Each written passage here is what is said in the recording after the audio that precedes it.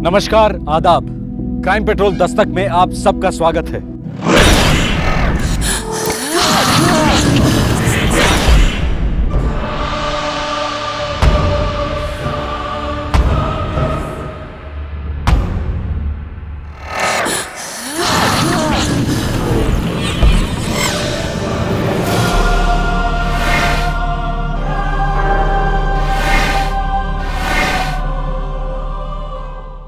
ईश्वर में विश्वास, धर्म, मजहब ये इंसान को शक्ति देते हैं, शांति देते हैं, पर अक्सर बेबसी में अनपढ़, गरीब और पढ़े लिखे लोग अंधविश्वास का शिकार होते हैं। और इसी वजह से हमारे समाज में ढोंगी बाबाओं और तांत्रिकों की कमी नहीं। ये पाखंडी अपने शिकार को डरा धमकाकर हर तरह से लूट लेते हैं। 21वीं सदी में भी जाहिलता के ऐसे नमूने मिलेंगे कि यकीन करना मुश्किल हो जाता है कि क्या इंसान इतना बेवकूफ बन सकता है। उसे झूठ और फरेब की दस्तक सुनाई क्यों नहीं देती। फरवरी 2011, गांव रामगढ़, जिला सहारनपुर, उत्तर प्रदेश।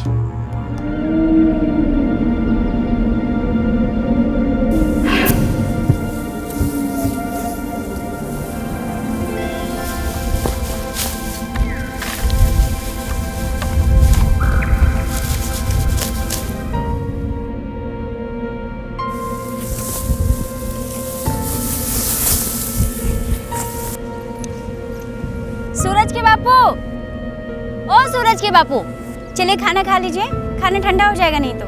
हाँ, आ रहे हैं। आइए जल्दी।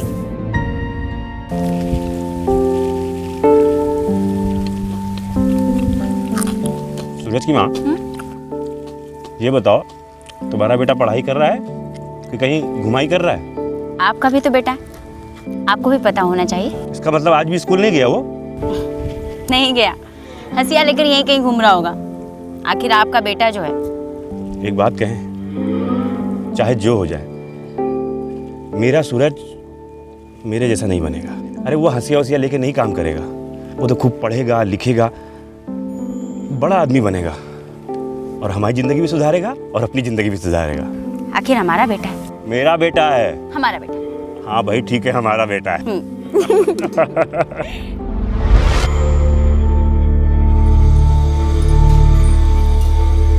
अरे आ गए आप? हाँ, ये लो रख दो। लाइए।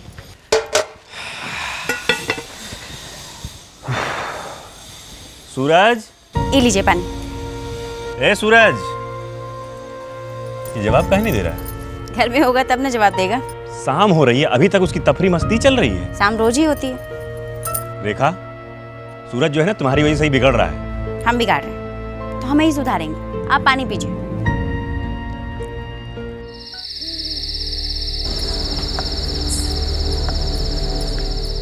सारा गांव छान मारा, कहीं नहीं है वो। उसके दोस्त लोगों से पूछे आप? अरे सबसे पूछ लिया सूरज की माँ, दिन भर से वो किसी के साथ नहीं था। अब तुम्हें बोलो कहाँ चला गया वो? सूरज! सूरज! सूरज! ए सूरज, हमारा आवाज सुनाई दे रहा है तुमको?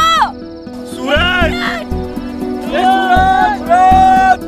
कहाँ चला गया हमारा बच्चा? सूरज! सूरज! सूरज!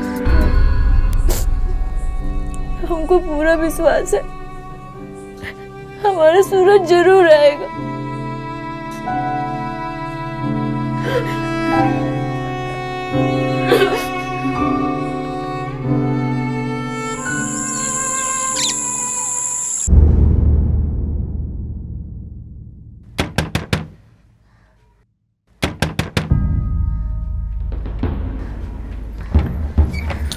मनोहर भैया, वो आपका सूरज।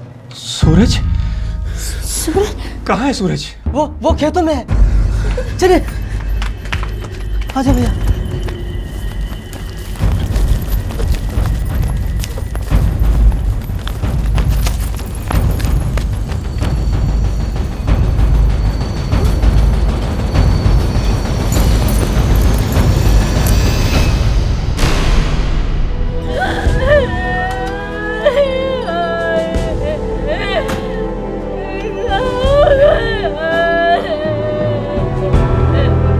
जब ये घर से निकला था तब आप कहाँ थे? सब हम खेत में थे। सूरज की अम्मा हमारे घर वाली वो घर में रही साहब। पोस्टमार्टम समझते हो ना? साहब बच्चे की माँ जब सदमे से थोड़ी बाहर आ जाए तो उसे थाने लेते आना, कुछ पूछताछ करनी। जी साहब। 12 साल का था साहब, बच्चा ही था, दिन भर खेलता कूदता रहता था। सवेरे उठते ही बोला, माँ हम खेलने जा रहे हैं। अम्मा मैं खेलने जा रहा हूँ। खाली पेट जाएगा? भूख लगी ना तो सारे आम काट के खा जाऊंगा। आम के पेड़ का तो नाम भी मत लेना सूरज, खबरदार। अम्मा एक बार फिसलाऊं, बार बार थोड़ी ना फिसलूंगा। फालतू बहस मत करो, दूध पी लो। ना, दूध बहुत गंदा लगता है। दूध नहीं पियोगे तो ताकत कहाँ से आएगा? पेड़ पे कैसे चढ़ोगे? अच्छा बेटा, बहुत बढ़िया। अब जाओ, संभाल कर चढ़ना। हाँ पेड़ पर। अरे पप्पी देकर जाओ अपनी अम्मा को। अम्मा अब मैं बड़ा हो गया हूँ। हाँ कुछ ज्यादा ही बड़े हो गए, देखो तो तुम्हारी मूछें भी निकल आई हैं। बच्चा रोज घर से हंसिया लेके निकलता था? हाँ साहब, उसको बहुत अच्छा लगता था हंसिया। अपना बापू का नकल करता था वो। किसी से दुश्मनी थी? नहीं नहीं साहब, सारे गांव से हमारी अच्छी बनती है। ये बंसीलाल कौन है? तो तुम चिल्ला चिल्ला कर कह रही थी कि बंसीलाल खा गया मेरे सूरज को। कौन है ये? वो हमारा चचेरा भाई है साहब। हाँ हाँ साहब, बस एक बार जमीन के लिए कुछ कहा सुनी हुई थी साहब। अब जो भी कहना सुनना है पोस्टमार्टम के बाद ही होगा।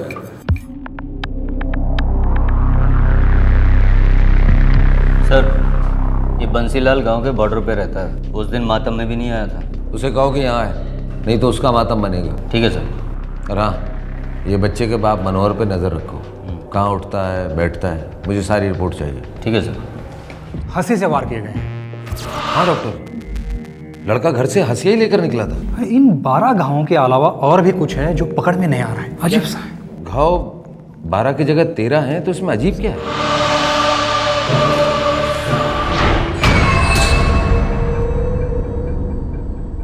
पुलिस बंसीलाल से पूछताछ करने पहुंची। बंसीलाल रेखा का चचेरा भाई था। सूरज की मौत का इल्जाम रेखा ने बंसीलाल पर लगाया था। साहब, सर बंसीलाल थाने आने को मना कर रहा है। अरे गले में रस्सी डालो, खींच ला उसको। आऊंगा साहब, आऊंगा।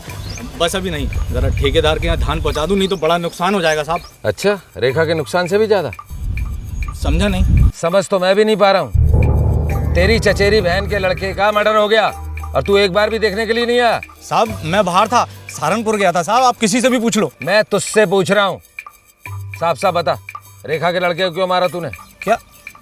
क्या बोल रहे हो साहब आप?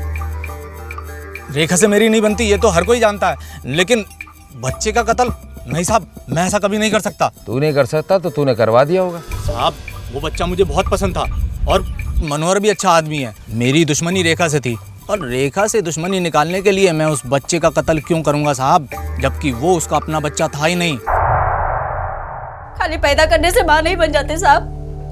माना कि हम अपना दूध नहीं पिलाए थे, लेकिन अपने खून से सींचे थे अपने सूरज को। अपने खून से। अब किसी की मजाल है जो कोई कहे कि सूरज तुम्हारा बेटा नहीं था?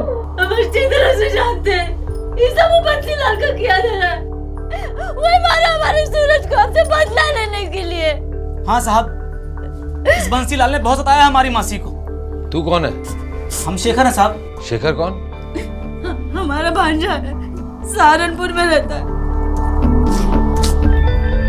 पुलिस की तहकीकात हर कदम पर इशारा कर रही थी कि यह गुस्से और बदले की भावना में किया गया जुर्म नहीं था, यह कुछ और था। पर क्या था?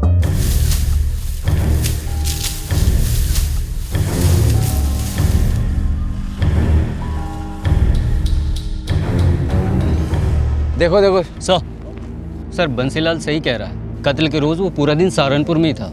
आम का पेड़ यहाँ से काफी नजदीक है। सूरज को पहले यहाँ लाया गया होगा, उसके बाद उसकी हत्या कर दी। सर उस दिन यहाँ पर कोई नहीं था, इसीलिए तो उसे यहाँ पर लाया गया होगा। कातिल बहुत चालाक था, उसे पता था कि इस जगह पर कोई नहीं आता जाता, काफी सेफ जगह है। सर किसी गांव वाले ने तो नहीं मारा? गाँव वाला क्यों मारेगा और कैसे? उस लाश को देखकर तो ऐसा लगता है जैसे किसी जानवर ने गला काट लिया हो। अच्छा, मनोहर और रेखा की कहानी के बारे में कुछ पता लगा? हाँ सर, बच्चा मनोहर की पहली बीवी का है जो अभी गुजर चुकी है, और ये रेखा की भी दूसरी शादी है। मनोहर का रेखा से कोई औलाद? जी नहीं। गांव वाले मनोहर को काफी मानते हैं।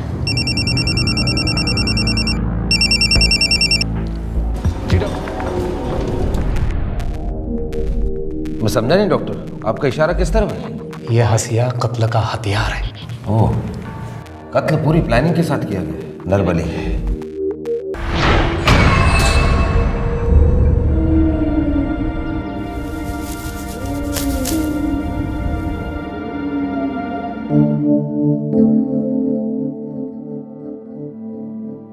अरे सूरज, हमें साथ रोटी खा ले। भूख नहीं है बाबू, बाद में खा लूंगा। रोटी गले से नीचे नहीं उतर रही सूरज की माँ। अगर आप ऐसे कमजोर पड़ जाएंगे तो कैसे चलेगा? हमें उसकी आवाज सुनाई देती है, लगता है जैसे वो हमको बुला रहा है।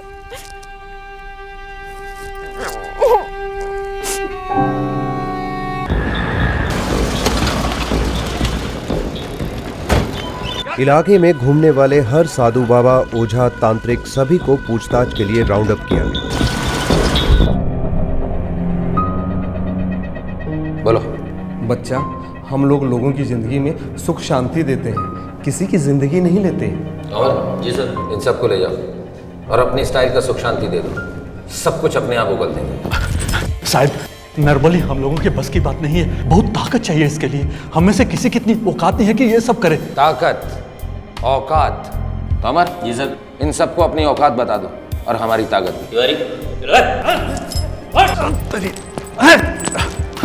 हमारा विश्वास करिए साहब, हम लोगों के बस की बात नहीं है। तो फिर किसके बस की बात है? साहब, पूरे सहारनपुर में एक ही है, भुजंग शास्त्री बाबा। बता, कहाँ मिलेगा वो?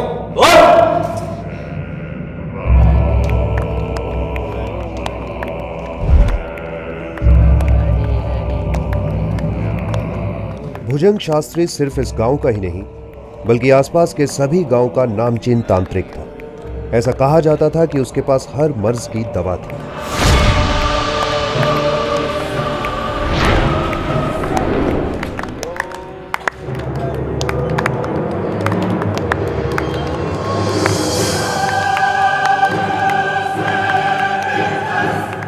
खड़ा।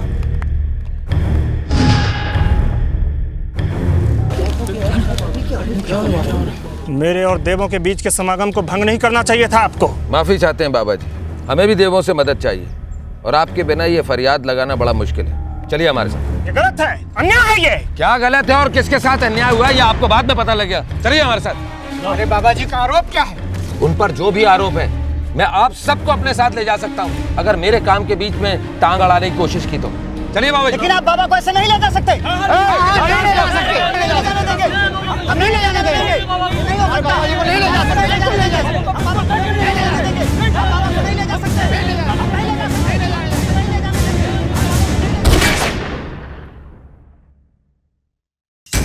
अगली गोली हवा में नहीं चलेगी, इसके बाद कई गोलियां चलेंगी। हटा सबको। चला पीछे, हटा पीछे, चला। हटा। हरि बोल, हरि बोल।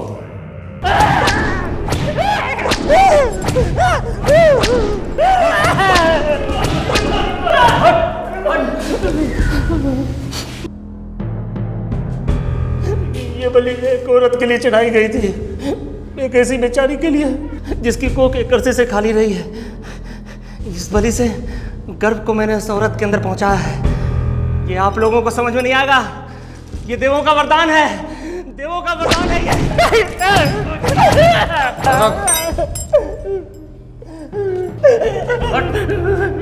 ये हमारा वरदान है। चल नाम बोल उस औरत का, नाम बोल। आखिरकार उसने उस औरत का नाम बता ही दिया जो मां बनने के लिए एक मासूम बच्चे की निर्दयी हत्या के लिए राजी हो गई थी। ये औरत उस 12 साल के सूरज को बहुत अच्छी तरह जानती थी, शायद सबसे अच्छी तरह।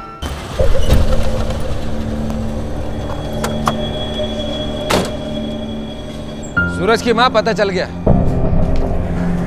कहाँ पता चल गया इंस्पेक्टर साहब? भाई जो तुम और तुम्हारे पति जानने को तरस रहे थे। सूरज के हत्यारे का पता चल गया है। कब?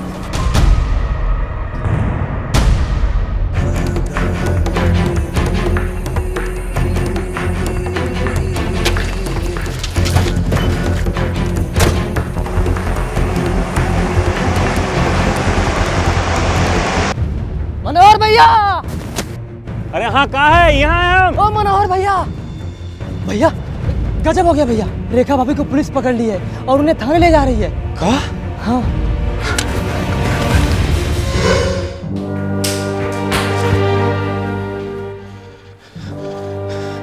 इंस्पेक्टर साहब, ये सब क्या हो रहा है? आपने हमारी घरवाली को कहाँ धर लिया? ये तुम्हारी घरवाली बताएगी कि किस तरह उसने तुम्हारा घर बर्बाद किया है, किस तरह तुम्हारे बेटे सूरज का कत्ल किया। चलो रेखा जी, बतलाइए। जब हमने इनसे रिश्ते के लिए हाँ कहा था, तब हमको पता था कि इनकी पहली पत्नी से इनको एक बच्चा है और हमारी पहली शादी से हमको कोई बच्चा नहीं था। मेरी पत्नी 6 महीने पहले गुजर गई, बीमार थी, 8 महीने का एक बच्चा छोड़ गई है। अगर रेखा को उस बच्चे की माँ बनने में कोई एतराज़ नहीं तो मुझे भी शादी से कोई एतराज़ नहीं है। हमको कोई एतराज़ नहीं है। रेखा एक अच्छी पत्नी और अच्छी मां साबित हुई। मनोहर का घर खुशियों से भर गया। सूरज हमारा बेटा था, लेकिन हमें अपना बच्चा चाहिए था, हमारा अपना बच्चा।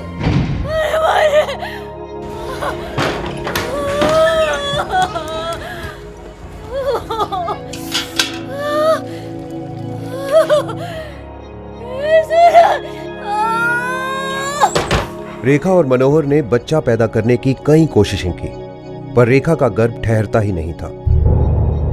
ऐसा एक नहीं, 2 नहीं, बल्कि 6 बार हुआ। बच्चा पैदा करने की तड़प रेखा और मनोहर दोनों को लगातार कुरेद रही थी। रेखा बहन, हाँ, बहुत ही बुरा लगा सुनकर। कहाँ सुनकर जीजी? हमारे पति ने हमको सब कुछ बता दिया है। कहाँ बता दिया उन्होंने? यही कि तुम्हारे पति मनोहर भाई साहब तीसरी शादी करने जा रहे हैं। वो क्या है ना कि वो दूसरा बच्चा चाहते हैं और तुम तो उन्हें बच्चा दे नहीं सकती। अरे सूरज, यहाँ हमारे साथ रोटी खा ले। भूख नहीं है बापू, बाद में खा लूंगा। जब देखो खेलकूद। जब से रेखा ने शादी वाली खबर सुनी थी, वो बड़ी उदास और परेशान सी रहने लगी थी। वो अपने आप में ही कोई कमी महसूस करने लगी। कोई दूसरी औरत उसकी जगह ले, इस ख्याल ने उसका जीना दुश्वार कर दिया था। मैं अपने पति को खोना नहीं चाहती थी, उन्हें खुश रखना चाहती थी, उन्हें बच्चा देना चाहती थी, हमारा अपना बच्चा, मेरी कोख से जन्मा हुआ बच्चा। मासी की हालत मुझसे देखी नहीं जाती थी, मैं उनकी मदद करना चाहता था। अरे अंधे बेरे हो गए का? दिखाई नहीं देता हम यहाँ काम कर रहे? बाहर जाओ, बाहर जाओ। अगली बार अगर बोल यहाँ आया ना, चीर के रख देंगे। जब देखो तब सर पे सवार रहते हैं।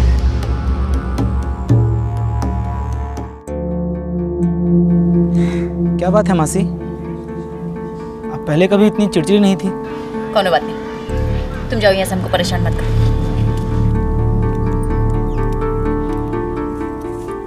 आप ठीक नहीं है मासी, और ये बात मुझे बहुत परेशान कर रही है।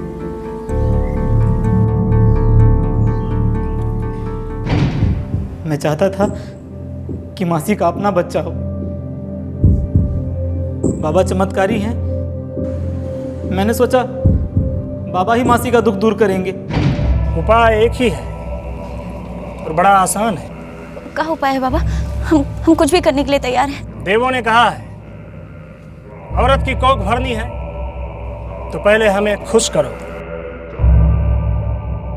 हम आपका मतलब नहीं समझे। बच्चे के बदले में बच्चा।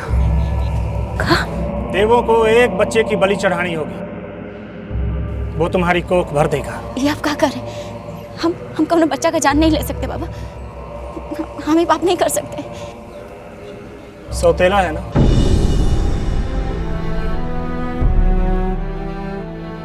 हाँ, लेकिन हमारे बच्चे जैसा है, लेकिन है नहीं।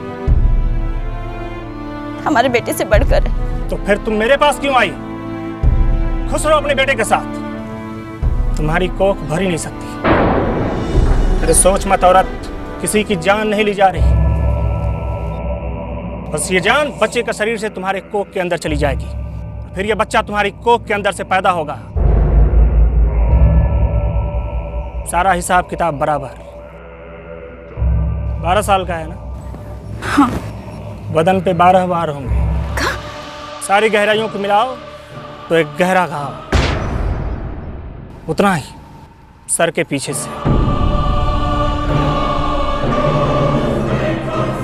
और गले के पीछे से थोड़ा सा मांस देवों को भोग चढ़ेगा। 3 महीने बाद बच्चा तुम्हारी कोख में दाखिल होगा। जय हो, जय हो, हरि बोल। क्या किया रेखा? अपने सूरज को मार डाला, इतनी बुरी तरह से काट काट के टुकड़े कर दिए उसके। हम आज नहीं, हम तुम्हें किसी और को होते हुए नहीं देख सकते, कभी नहीं।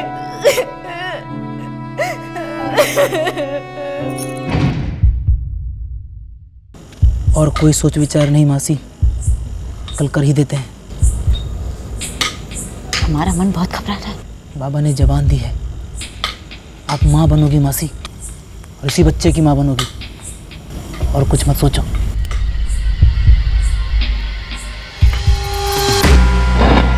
कौन सा वाला आम का पेड़ अम्मा? अरे वो खेत है ना, जहाँ सबके खेत खत्म हो जाता है, कोई काम नहीं करता, वहाँ कोने में वो वाला। वहाँ एक बड़ा सा आम का पेड़ है, बहुत सारी कैरी लगी है उसमें। अम्मा, हाँ?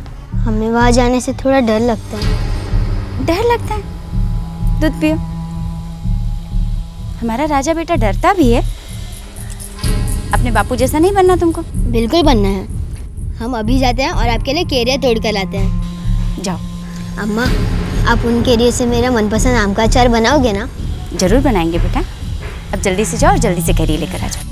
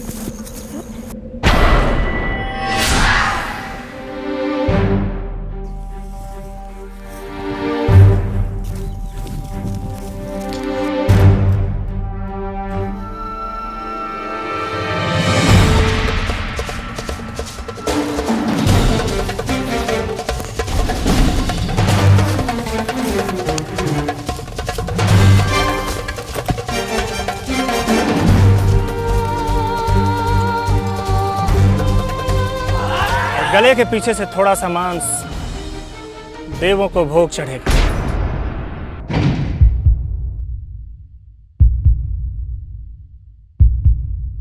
तोमर।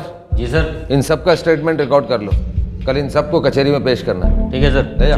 चलिए। डॉक्टर साहब, 3 महीने में बच्चा इस औरत की कोख में लौट आने वाला है। देवों का प्रकोप मत मोड़ लो इंस्पेक्टर साहब, कोई हत्या नहीं हुई। चलो।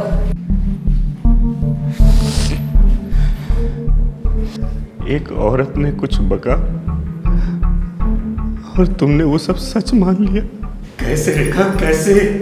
एक बार तो मुझसे पूछा होता, मैं कोई दूसरी शादी नहीं करने जा रहा था रेखा। मैं तो तुम्हें खुश देखना चाहता था, तुमको और सूरज को खुश देखना चाहता था मैं। और तुमने तो सूरज को मार डाला रेखा, सूरज को मार डाला। चुप रहने के लिए खुश रहना बहुत ज़रूरी है। खुश कर दो मुझे। गारंटी क्या है? 0 गारंटी और 0 चॉइस भी। पैसे लेकर मुकर भी सकता हूँ। अगर चुपचाप भिजवा दोगे तो चुप बैठा रहूँगा। दुनिया को नहीं बताऊंगा कि तुम चीज़ क्या हो। एक कहावत है, खोदा पहाड़ निकला चूहा। लेकिन आज का केस इस कहावत का बिल्कुल उल्टा है। एक साधारण सा मिसिंग केस बन गया हॉलीवुड फिल्म की एक स्क्रिप्ट। इस कहानी में सभी ने जुर्म किया और सभी को सजा हुई।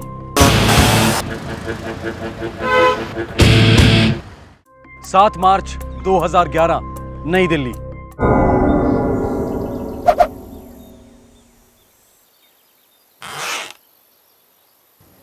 अरे कुणाल, अरे यार कितना टाइम लगाएगा यार? हाँ?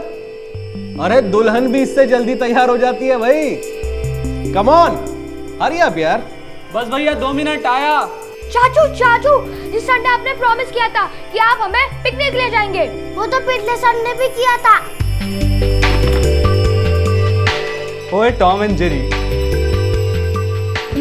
एक संडे गया तो क्या दूसरा संडे नहीं आएगा? और ये संडे क्या मेरी जिंदगी का लास्ट संडे है? इस हफ्ते जो है ना, इस संडे को एक शादी है। उसके बाद वाले संडे को हम लोग फंडे बनाएंगे, पक्का, आई प्रॉमिस। भाभी देखो ना, वादे निभा नहीं सकते तो वादे करते क्यों हो? अब भुगतो। भाभी ये शादी इमरजेंसी वाला मामला है। अगले महीने की डेट थी और फिर कुंडली उंडली का चक्कर हो गया। तुम कोई चक्कर क्यों नहीं चलाते? ओ भाभी प्लीज। क्या भाभी प्लीज? कितनी शादियां करवाते हो तुम?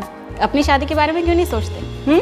मैं ढूंढूंगा चाचू के लिए परफेक्ट चाची। और मैं भी। भाभी भैया आप लोग भी एक एक ढूंढ लो, मैं भी एक ढूंढ लेता हूँ, फिर मंडे टू फ्राइडे के लिए अलग अलग। छी शैतान। ओ मंडे टू फ्राइडे के हीरो, सरकारी नौकर मैं हूँ, तू नहीं, समझा? और आज फिर लेट हो गया ना तो तेरे चक्कर में मुझे मेमो मिल जाएगा ऑफिस से। चल जल्दी। चाचू बाय पापा। बाय।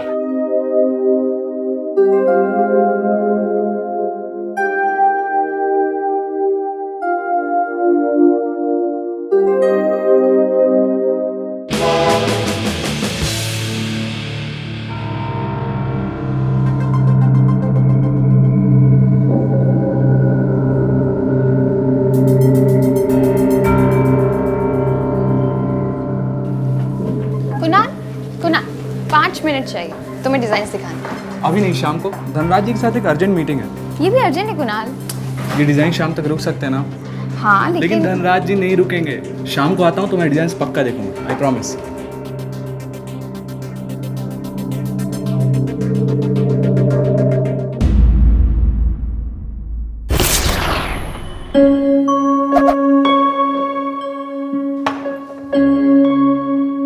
सुनो जी, कुछ ठीक नहीं लग रहा है। अब तुम शुरू मत हो जाना बस। अरे बच्चा नहीं है कुणाल, कहीं फंस गया होगा। और वो सुबह कह तो रहा था वो कोई अर्जेंट शादी है, उसके लिए देर हो जाएगी। काम कितना भी अर्जेंट क्यों ना हो, कुणाल अपने दोनों मोबाइल फोन तो कभी स्विच ऑफ नहीं रखता ना। अरे बाबा कहीं रह गया होगा, नेटवर्क नहीं लग रहा होगा, और क्या है। देखो यकीन कर, कुछ भी गड़बड़ नहीं है, आ जाएगा तुम्हारा लाडला देवर। 7 मार्च 2011 को कुणाल की भाभी एक झपकी नहीं सोई और ना ही उसके भैया आदित्य कश्यप सोए। सुबह हो गई थी और कुणाल की कोई खबर नहीं थी। अंकिता की सिक्स सेंस सही साबित हुई, कुछ गलत हुआ था। कल रात ये कह रही थी कि कुछ ठीक नहीं लग रहा है, कुणाल अभी तक घर नहीं आया। मैंने सोचा जी हुई होगी ऐसी कोई बात, पर कुणाल पूरी रात घर नहीं लौटा। उसके दोनों मोबाइल भी स्विच ऑफ जा रहे थे। दफ्तर जी मैंने फ़ोन किया था, कह रहे थे कि कुणाल तो दोपहर में ही धनराज जी से मिलने के लिए चला गया। किससे? जी धनराज पांडे, कुणाल की कंपनी के मालिक।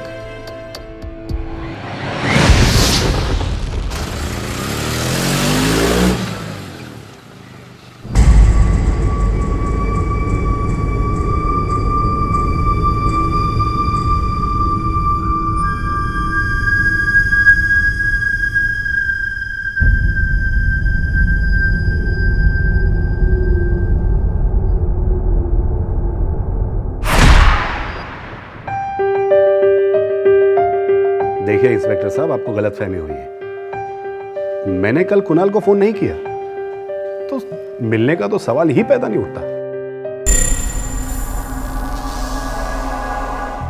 मैं 7 बजे तक वेट करती रही सर। जब कुणाल नहीं आया तो मैं निकल गई। कुणाल को फिर से फोन नहीं किया आपने? किया था सर, लेकिन दोनों फोन स्विच ऑफ थे। सर जब उसे कॉल आया तब मैं कैबिन में ही थी और उसके बाद कुणाल ऑफिस से तुरंत ही निकल गया। पार्टी के रिसेप्शन में ऑर्किड चाहिए, तो तुमने नोट नहीं किया था राधिका? ओह सो सॉरी कुणाल, मेरे ध्यान से निकल गया। नोट कर लो एंड बी केयरफुल। हेलो जी, ठीक है, मैं आधे घंटे में पहुंचता हूँ। कुणाल ने आपकी एम्प्लॉय स्मृति से कहा कि वो आपसे मिलने जा रहा है। कोई अर्जेंट मीटिंग है आपके साथ? या तो कुणाल मजाक कर रहा होगा, या मेरी जो एम्प्लॉय है सुरुति, व्हाटएवर, वो झूठ बोल रही होगी आपसे। आप सच बोल रहे हैं? जी ऑफिसर, देखिए मुझे 3 अटैक आ चुके हैं और मेरा टूर्स एंड ट्रेवल्स का काफ़ी बड़ा बिजनेस है। ये हैप्पी वेडिंग ब्यूरो तो मैंने अपनी पत्नी की खुशी के लिए खोला है। मतलब ये है मेरी मिसेस कल्पना पांडे। कल्पना जी, कुणाल आपके साथ काम करता था ना आपके हैप्पी वेडिंग ब्यूरो में? हाँ जी ऑफिसर, देखिए अब मुझसे कुछ काम होता नहीं है, इसीलिए इन सारी चीज़ों की जिम्मेदारी मैंने इन दोनों पर दे रखी है। कल्पना जी, आपको क्या लगता है कुणाल ने ऐसा क्यों कहा कि आपके पति से मिलने जा रहे हैं? मैं क्या जानूं? नहीं, काम करता है ना आपके साथ, कुछ तो आइडिया होगा ना। शायद किसी और से मिलने गया हो, कोई प्राइवेट पर्सनल काम। हमारे साथ तो सिर्फ उसके प्रोफेशनल ताल्लुकात हैं।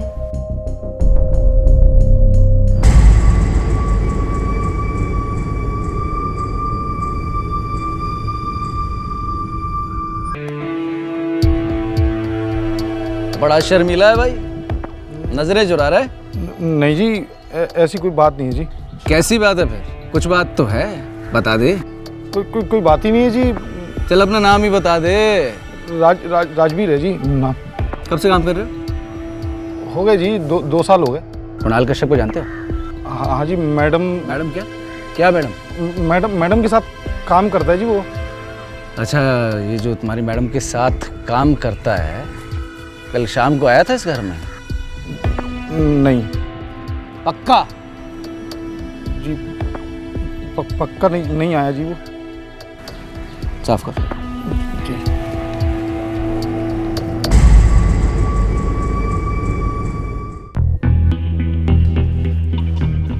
सर, कुणाल के दोनों फोन अभी भी स्विच ऑफ हैं। मैंने दोनों नंबर सर्वेलेंस में डाल दिए हैं। लोकेशन का जल्दी पता चल जाएगा सर। कल शाम को जो फोन आया था उस पर कोई मूवमेंट? सर ये नंबर है, धनराज पांडे का नंबर है क्या?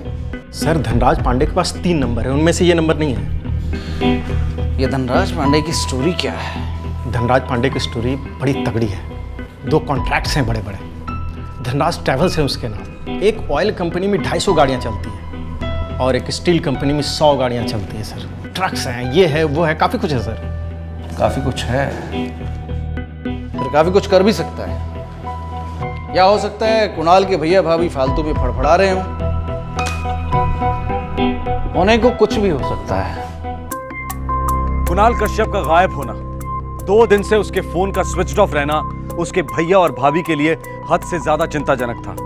बेचैनी बढ़ती जा रही थी, डर बढ़ता जा रहा था, लेकिन ऐसी भी संभावना थी कि कुणाल शायद अपनी मर्जी से कहीं चला गया हो, या शायद नहीं।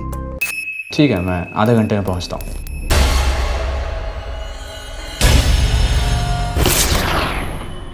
कुणाल चुपके से किसी से क्यों मिलने गया होगा? मुझसे तो वो कोई बात छुपाता तक नहीं था।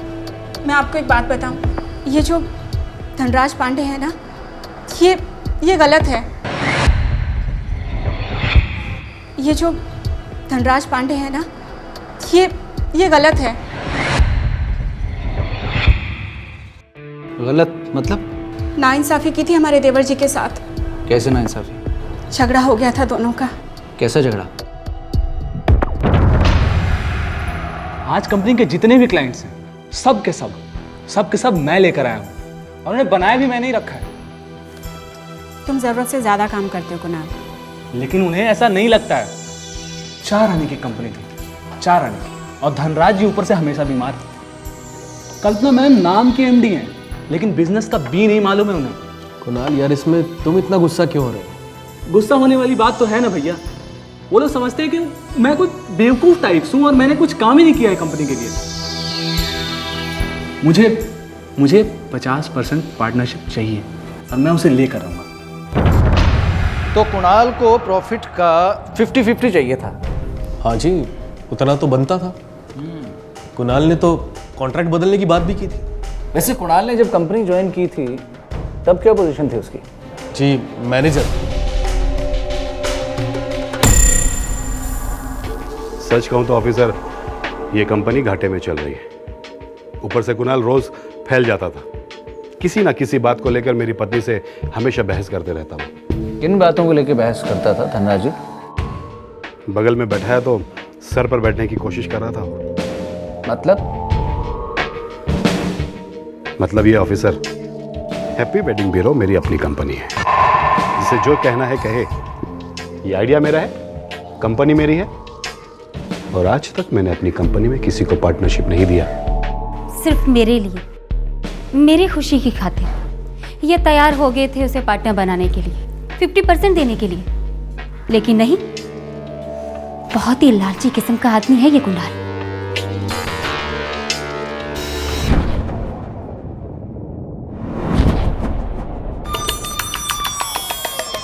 सर, एक खबर है, पता नहीं काम की है भी या नहीं। अरे खबर है तो काम ही क्यों होगी, बोलो। सर, धनराज पांडे की ट्रेवल एजेंसी का एक मैनेजर भी गायब है। कब हुआ है? जनवरी से गायब है, कोई फरहान खान है। कुलवीर, ये जो धनराज पांडे है ना, ये देखने में मरियल लगता है पर ऐसा है नहीं। इसके खाने के दांत और हैं और दिखाने के और। 2 महीने में 2 मैनेजर्स को निकल गया ये।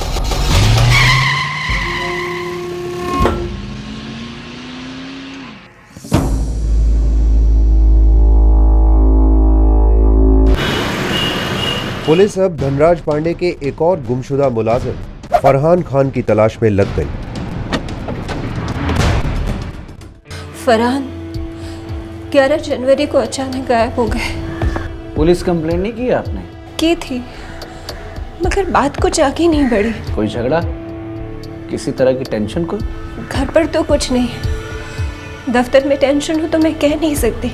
वैसे ये फरहान साहब कब से काम कर रहे थे धनराज ट्रेवल्स में? 10 साल हो गए, पिछले हफ्ते। कुलवीर। Yes sir. धनराज पांडे की सारी हिस्ट्री ज्योग्राफी निकालो, उसका पूरा कच्चा चिट्ठा चाहिए मुझे। Yes sir. धनराज पांडे की धनराज ट्रेवल्स और हैप्पी वेडिंग ब्यूरो के हर एम्प्लॉय से पुलिस ने अलग से पूछताछ की, लगभग 400 लोगों से।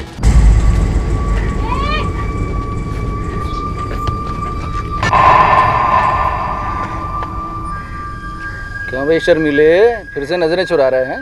नहीं जी, मैंने बताया मैं कुछ नहीं जानता जी। अरे जानना तो हमारा काम है बावले, तुम तो बस बोलो। ये कुणाल उस धनराज के यहाँ शाम को आया था? शाम को नहीं आया जी, वो मैं तो पूरे दिन वहीं खड़ा रहता हूँ साहब जी। पक्का? हाँ जी। अच्छा, तुम्हारे साहब और मालकिन कैसे लोग हैं? बहुत अच्छे हैं जी, सबका ख्याल रखते हैं, सबको प्यार करते हैं जी। आपस में नहीं, संबंध कैसे हैं इनके? खूब अच्छे हैं साहब, बहुत बढ़िया है जी। अच्छा, तुम्हारे साहब और मालकिन कहाँ के रहने वाले हैं? सहारनपुर की तरफ गांव है जिनका। सहारनपुर के रहने वाले हैं ये लोग? साहब पहले कुछ नहीं था जी उनके पास, सब अपने दम पे खड़ा किया जी, बिजनेस इतना बड़ा, और मेम साहब ने बहुत साथ दिया उनका जी। तुम जा रहे थे ना कहीं? चलो। जी सर।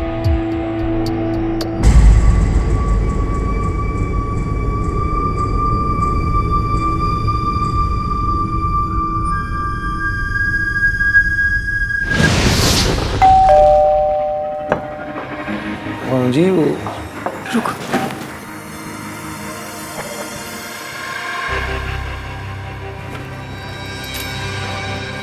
ये लो। हाँ जी, पुलिस वाले पूछताछ कर रहे थे जी आपके बारे में और साहब के बारे में। क्या कहा तुमने? मैंने तो एकदम अच्छा कहा जी। बिल्कुल ठीक है, अब तुम जाओ। ठीक है जी।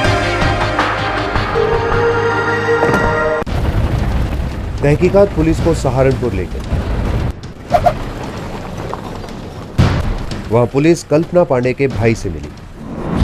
हम चारों भाइयों की इकलौती बहन है वो कल्पना। सुना है कई सालों से राखी नहीं बंधवाई आप भाइयों ने। जमीन हड़प गई हमारी, वो और उसका पति धनराज। तो चारों भाइयों की जमीन पर कब्जा किया उसने। अब सिर्फ 3। सबसे छोटा भाई किशोर अब है नहीं। कैसे मौत हुई? मौत नहीं हुई, बस किशोर गायब हो गया। गायब से क्या मतलब? वो हमारा किशोर दिमाग से कुछ धीमा था। दरअसल वो कल्पना और धनराज के साथ ही रहता था। उसकी बनती थी उनसे? नहीं बनती थी, बिल्कुल नहीं बनती थी। हमारा किशोर बार बार उनसे अपने हिस्से के पैसों की मांग करता था और बस फिर एक दिन किशोर गायब हो गया। कुणाल कश्यप को गायब हुए 3 दिन हो चुके थे और इन 3 दिनों में पुलिस को कई और गुमशुदा लोगों के बारे में जानकारी मिली जिनका ताल्लुक पांडे जोड़े से था। कुणाल के अलावा फरहान खान, जो पिछले 10 साल से धनराज ट्रैवल्स में नौकरी कर रहा था, और किशोर मल्होत्रा, जो कल्पना का सगा छोटा भाई और धनराज पांडे का साला था। यह गायब होने का माजरा क्या था? पुलिस इस रहस्य के दरवाजे तक पहुंच गई थी, बस ताले की चाबी मिलना बाकी था।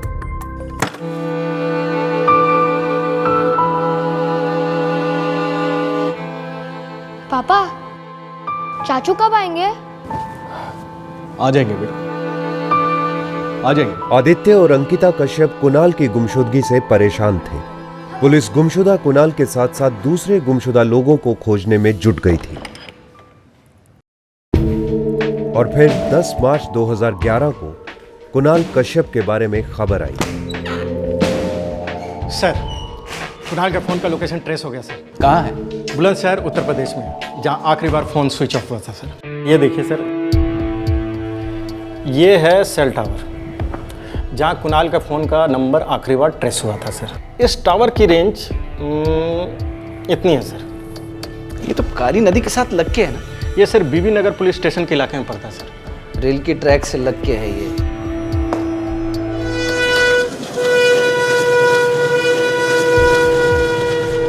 मोबाइल यहाँ स्विच ऑफ हुआ। कुणाल कश्यप यहाँ क्या कर रहा होगा? एक वेडिंग प्लानर यहाँ क्यों आया होगा यहाँ? मुझे लगता है सर वो आया नहीं, लाया गया होगा sir. Kulveer. Yes sir. Bibi Nagar police station के इलाके में जो मुर्दा घर है वहां देखना पड़ेगा। हो सकता है कोई लावारिस लाश हो। Yes sir. मोबाइल फोन के स्विच ऑफ होने की लोकेशन बहुत अजीब थी। इससे पुलिस का शक और गहरा हो गया कि कुणाल के साथ कुछ बहुत सीरियस हुआ था। पुलिस टीम तुरंत पास के मुर्दा घर पहुंची जो बीबी नगर बुलंदशहर में मौजूद था। एक लावारिस लाश रिपोर्ट हुई है। कब रिपोर्ट हुई? 2 दिन पहले रेलवे ट्रैक के पास उसकी लाश मिली थी सर, इस तरफ।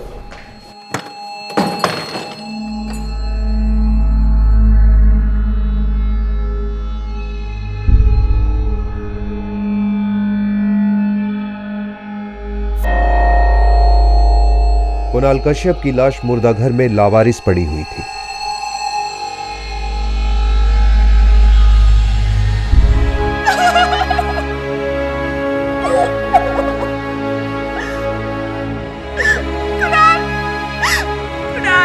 कुणाल के भैया और भाभी ने लाश की शिनाख्त की। मैं ढूंढूंगा चाचू के लिए परफेक्ट चाची। और मैं भी। भाभी भैया, आप लोग भी एक एक ढूंढ लो, मैं भी एक ढूंढ लेता हूँ, फिर मंडे टू फ्राइडे के लिए अलग अलग।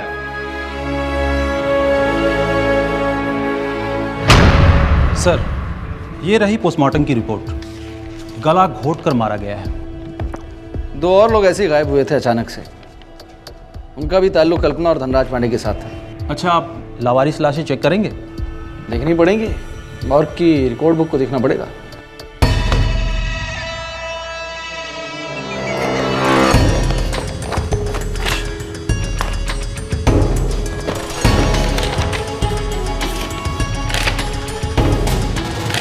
सर रुकिए, ये तो फरहान लग रहा है सर। ये देखिए सर।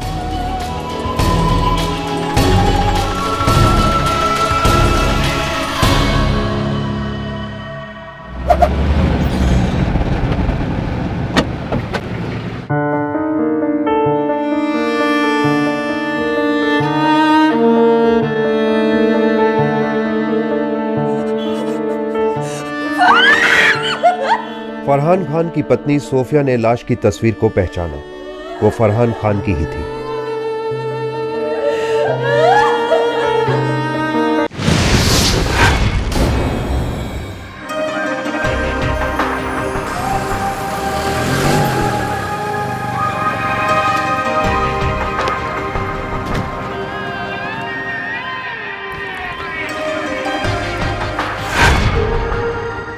क्या बकवास है? कुणाल की लाश मिली, सो व्हाट? डायरेक्ट हम पर शक करेंगे आप? सिर्फ कुणाल होता तो डायरेक्ट आप पे शक नहीं होता। फरहान खान की लाश भी ठीक उसी तरह मिली, रेलवे ट्रैक्स पर, गला घूंट के मौत। इत्तेफाक हो सकता है। ऐसे इत्तेफाक बी ग्रेड फिल्मों में होते हैं मैडम। तो आप कहना क्या चाहते हैं? पूछना चाहते हैं, आपका भाई किशोर मल्होत्रा, उसकी लाश को भी ऐसे ठिकाने लगाया था कि आपने? इंस्पेक्टर, बहुत सीरियस चार्ज लगा रहे हैं आप हम पर, और वो भी बिना सबूत के। सबूत ही तो ढूंढने आए हैं हम। अब इस तरह मेरे घर में नहीं घुस सकते। हम घुस चुके हैं।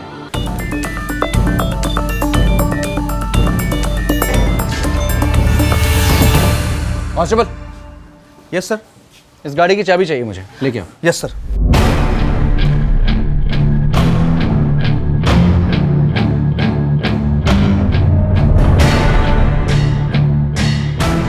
सर, वो लोग कह रहे हैं कि कार की चाबी ड्राइवर राजवीर के पास है और राजवीर गायब है।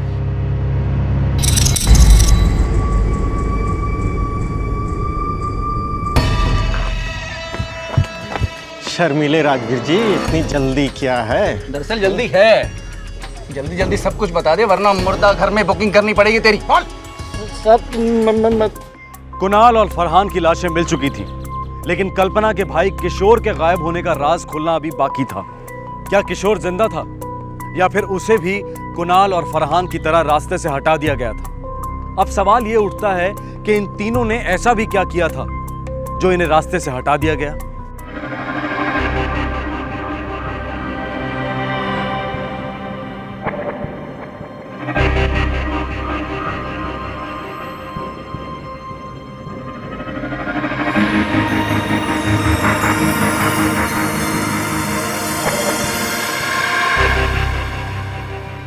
शर्मिले, सोच ले, उन दोनों के लिए तुझे दुगुना दर्द सहना होगा। हम तो खाल ही उतार डालते हैं। 8,000 तनख्वाह देते हैं तुम्हें हर महीने ड्राइवरी करने के लिए, बढ़वाते नहीं हो। सब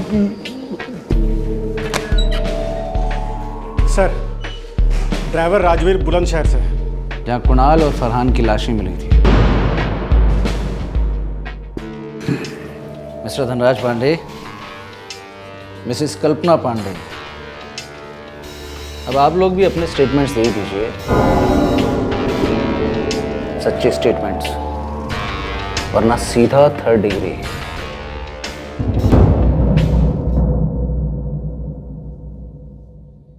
कुणाल सब कुछ जान चुका था। Partnership? Are you okay? Manager हो, अपनी औकात को अच्छी तरह से जान लो। आप भी ये बात जान लीजिए कि हैप्पी वेडिंग ब्यूरो आज जिस मुकाम पर है, मेरे कारण है।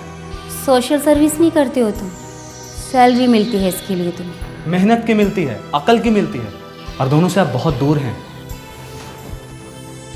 हम लोग बहुत दूर हैं, पास आने की कोशिश भी मत करना। 50% तो क्या, मैं तुम्हें 5% की भी ऑनरशिप ऑफर ना करूं। जाओ कहीं और जाकर ट्राई करो, और आज ही अपना रेजिग्नेशन दे दो, मैं साइन कर दूंगी। बेवकूफ़ समझ कर रखा है क्या? एक बार बाहर निकालने की कोशिश तो करके देखिए, हालत खराब कर दूंगा। धमकी? नो सर, मुझे मेरा हक चाहिए, और मुझे मालूम है कि आपने और लोगों का भी हक मारा है। बल्कि हक क्या, आप लोगों ने तो हकदारों को ही मार डाला है। फरहान और किशोर मल्होत्रा, बुलंदशहर के चक्कर, ड्राइवर्स की मिली भगत, सब पता है मुझे। आपने ड्राइवर के मुंह में पैसे ठूसे, ड्राइवर ने 2 लोगों के गले घोटे और लाशें ठिकाने लगा दी। राइट या wrong Mister Pandey, Mrs Pandey? Sir, ये ब्लैकमेल नहीं है, मुझे मेरा हक चाहिए, 50% पार्टनरशिप।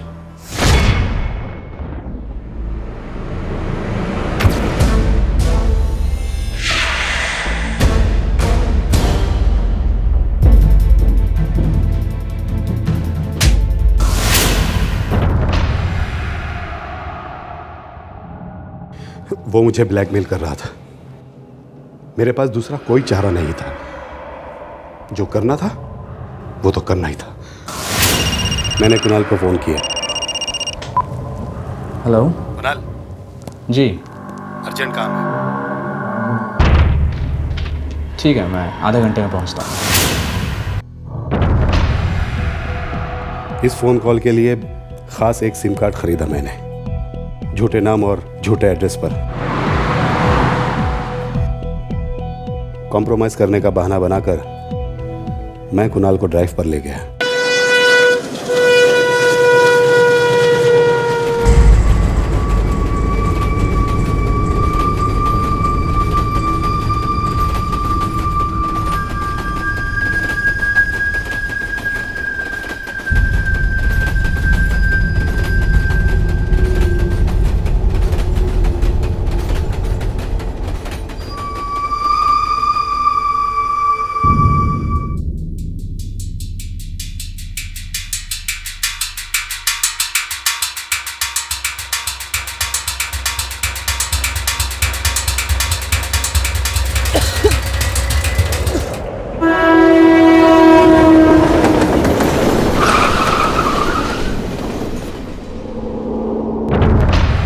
कुणाल मुझे धमका रहा था कि वो फरहान और किशोर की मौत के बारे में पुलिस को बता देगा।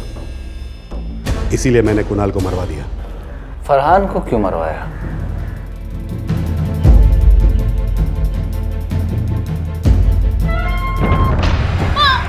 फरहान यहाँ एक नहीं 3 हार्ट अटैक हुए मुझे, और ये मेरे नौकर के साथ सो रही थी। और वो कमीना फरहान 10 साल से मेरी रोटी खा रहा था। वाह, क्या वफादारी निभाई है उसने, और ऊपर से मेरे रुपए भी लूट लिया उसने।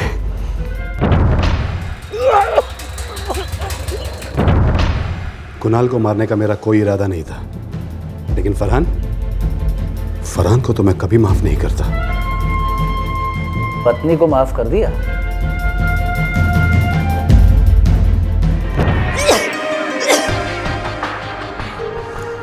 फालतू चीज नहीं हूं मैं जिसे इस्तेमाल किया और फेंक दिया। मैंने तुम्हारे लिए अपने भाई तक का मरवा डाला इस प्रॉपर्टी के लिए।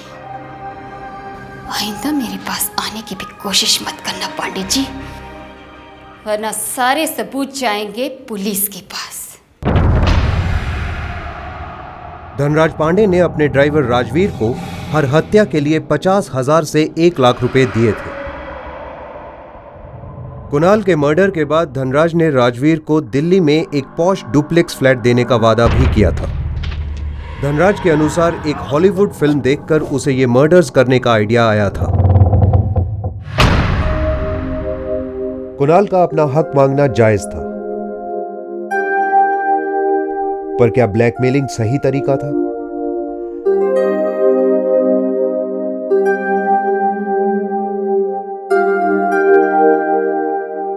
फरहान वासना और लालच के नशे में मदहोश था।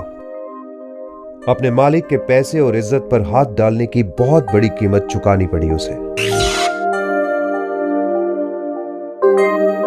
एक मिसिंग केस ने 3 मर्डर केस हल किए। फरहान और किशोर के बारे में पता चलते ही कुणाल को पुलिस को इन्फॉर्म कर देना चाहिए था। यह जानकारी कुणाल के लिए दस्तक थी कि वो खतरनाक खूनियों का साथ दे रहा है, लेकिन उसने उल्टा खूनियों को ब्लैकमेल करने की कोशिश की। नतीजा आपने अभी देखा। क्राइम नेवर पेज, सजा जुर्म का साया है। यह कहावत हर मुजरिम के लिए दस्तक है। याद रखिएगा, हर जुर्म दस्तक देता है। ध्यान से सुनिएगा, जानें बच सकती हैं। फिर मिलेंगे। जय हिंद। इस तरह के और भी एपिसोड देखने के लिए हमारे चैनल को सब्सक्राइब करें और बेल आइकन दबाना ना भूलें।